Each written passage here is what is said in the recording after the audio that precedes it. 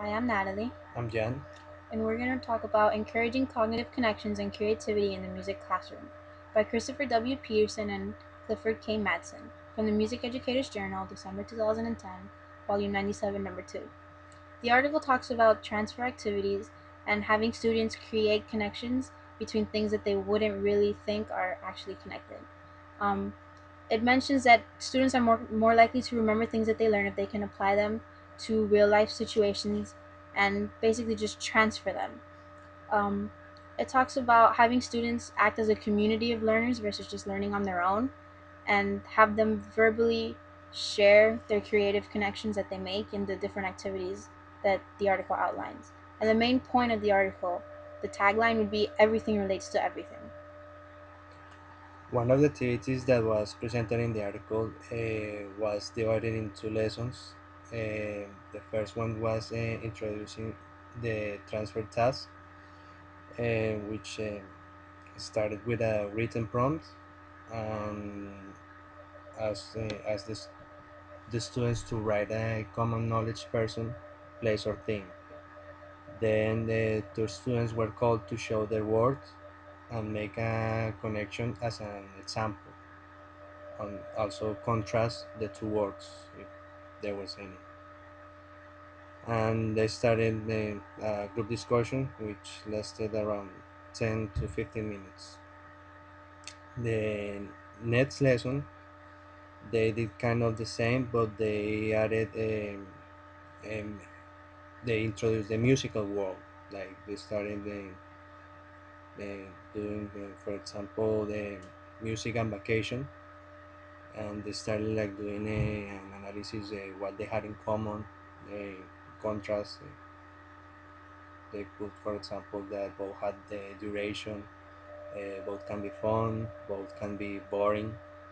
You can take a music vacation by going to camp, or that there's professional musicians and there's professional music.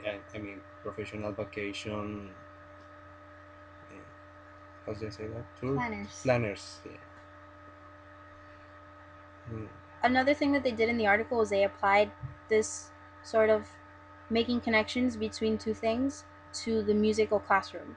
And what they did was they posed some questions. One was, what aspects of this are similar? What aspects of the pieces that they're playing currently are similar to pieces that they played before?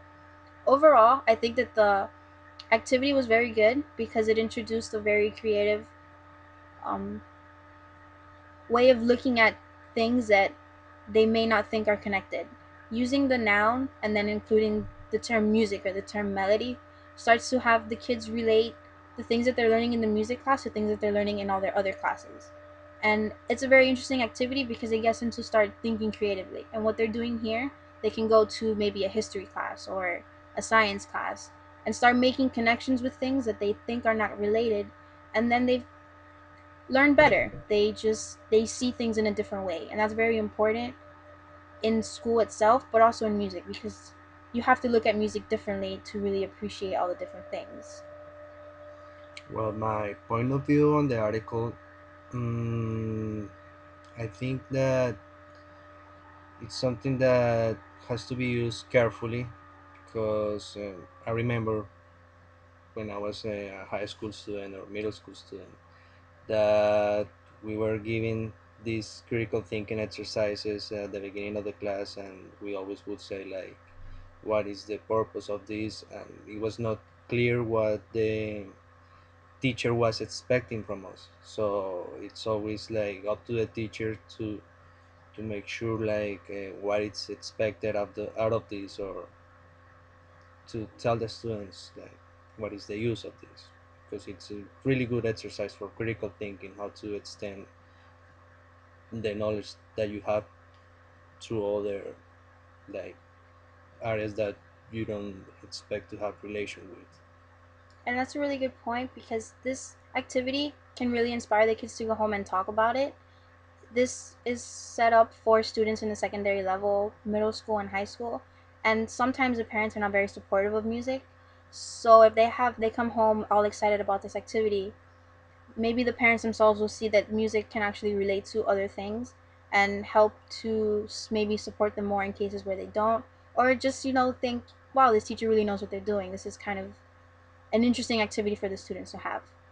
At the end of the article, they sort of gave it a stamp of approval by saying that the national standards for music educators, 8 and 9, approve the activity because it helps students to understand relationships between the music and the other arts, like I stated, and also the relationship between understanding music and history and cultures.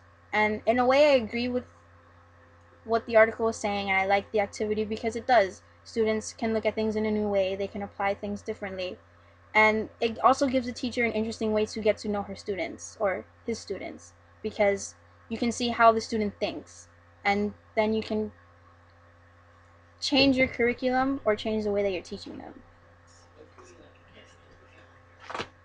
But what do you think about that standard, that stamp of approval, sort of? Mm, it's pretty much as an approval stamp that it's safe. It's a safe activity to use. So, interesting. So that's our take on this article. You should definitely read it to get a better understanding of the activity that they did. So yeah, bye.